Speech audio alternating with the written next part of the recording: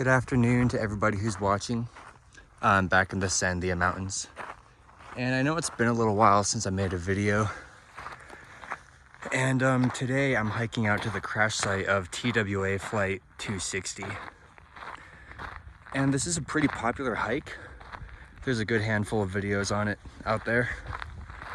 But today is actually the 70th anniversary of the crash. The plane crashed on February 19th, 1955. And today is February 19th, 2025.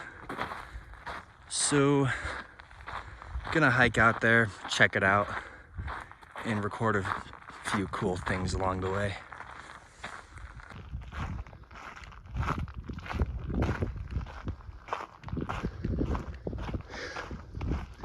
So this is the beginning of the Domingo Backup 230 trail.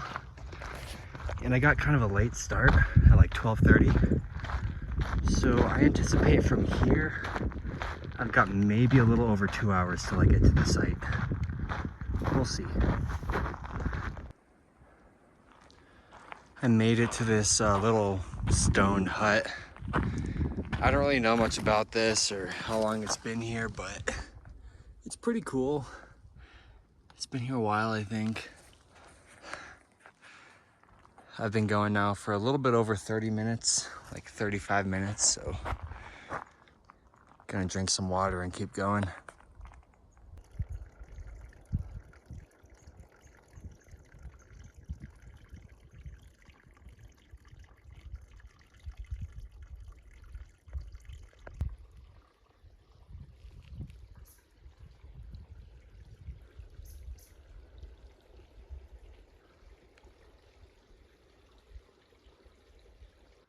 So this is pretty cool. It's a sign telling you to turn right as opposed to going straight to get to the TWA crash.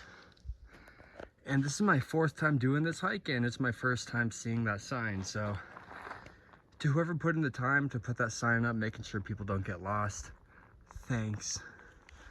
Because I went down this way my first time doing it and lost almost an hour of time, so on we go.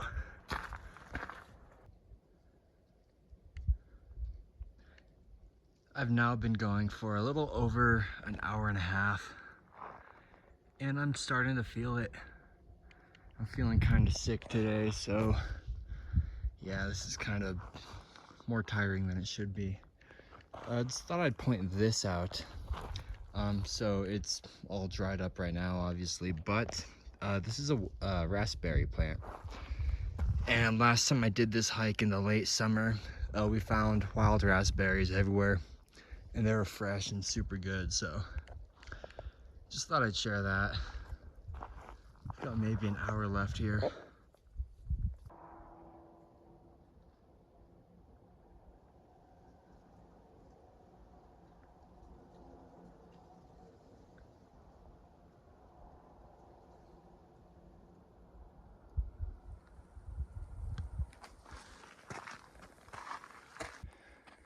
All right.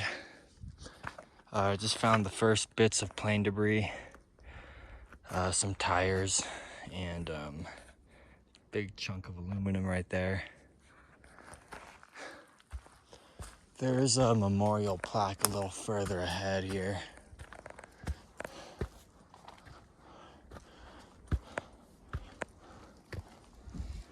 Yeah, but also right here.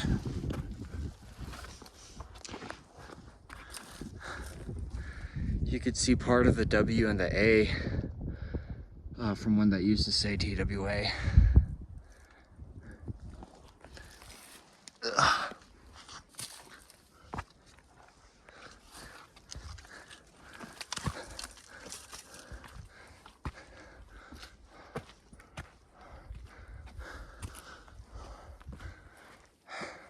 It's another tire. Yeah, here's a big chunk of the fuselage. And then here's another. Last time I was here, this was more propped up against the cliff, but somebody must have moved it. That looks like part of an engine right there. And here's a memorial plaque that somebody made. It's very weathered, kind of hard to read, but you can kind of make out what it says. So the plane crashed into this cliff right up there. And the reason why all this wreckage is left behind is because it's too dangerous for helicopter pilots to fly down too low in this canyon with all the high winds that get pushed up and the nearby rocks like that. The victims were of course recovered, but yeah, all this got left behind.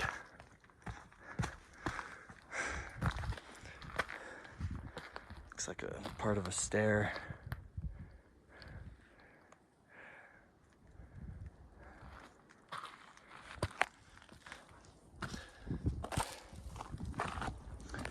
Here's an engine.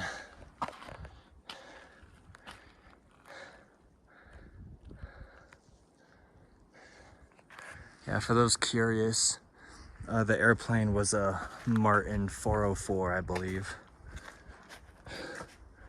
which was one of the most common types of planes TWA and a few other airliners were using at the time. It's a seat right there. More of the fuselage.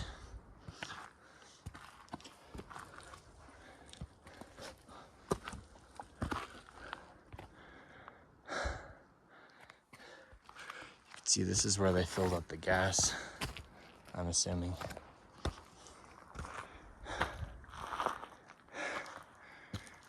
Looks like an aileron or a horizontal stabilizer. Some jerk went ahead and tagged it. Whoever did that is a little loser. This is my opinion though. There's a little more further up here. There's a smaller piece down there.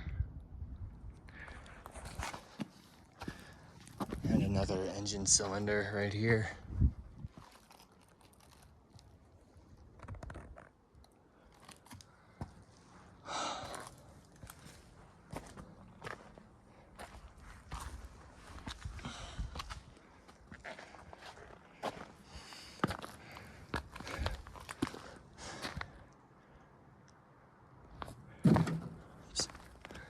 Another piece of fuselage.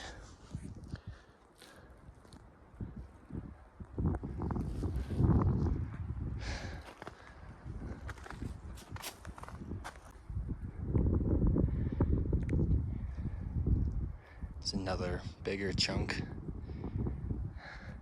Then that looks like it could have been a door. You can see where the handle would have been.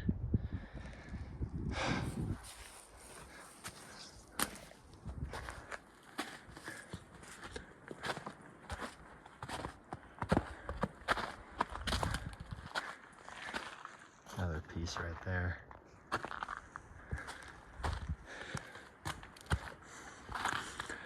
And I believe most of the wreckage is actually tucked underneath this cliff right here. Like I said, it's too dangerous to fly a helicopter down here with all the high winds. Getting some right now, actually. So yeah, like big parts of the wings and fuselage were tucked down in here.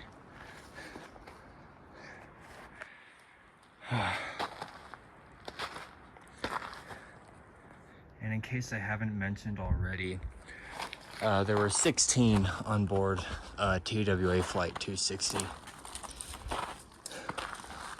There was the pilot, co-pilot, flight attendant, and then 13 passengers. There's a great video that somebody made a few months ago that kind of talks about the people who were on it. I'll make sure to put a link for that video down below. Some more pieces.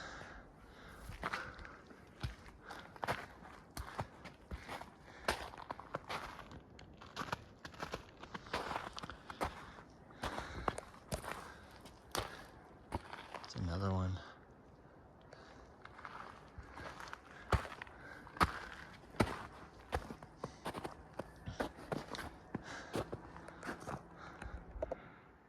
Looks like it could have been part of the landing gear.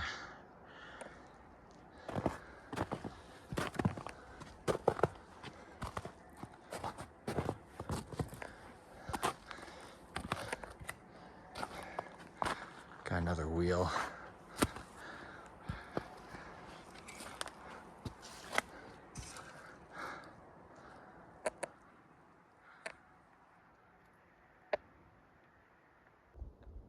Now, this is something that I've never noticed before. It's a part of the propeller of the airplane. So that's pretty neat. Obviously, the plane disintegrated on impact, so it's kind of rare to find stuff that's intact like that, but yeah, interesting.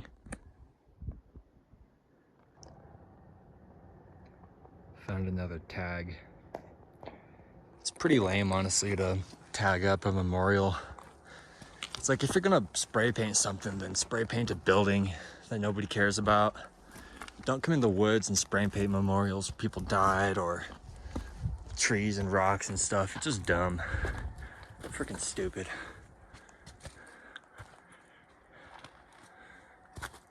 This is about where the debris starts to thin out back here. Ugh.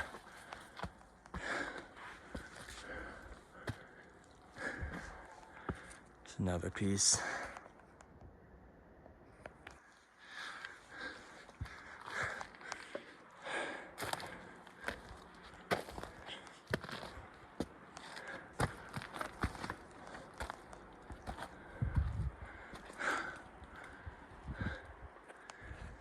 I'm thinking here might be a good point to take a break, have my PBJ, and turn around to go back.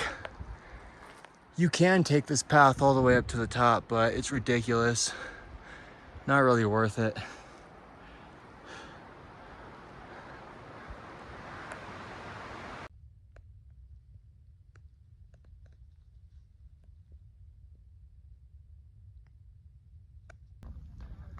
Finally made it back here. It is just after 5 p.m., so all told, it took about 4.5 hours for me to go out to the site and back. Thank you to everybody who stuck around to watch, and I hope you all have a good day.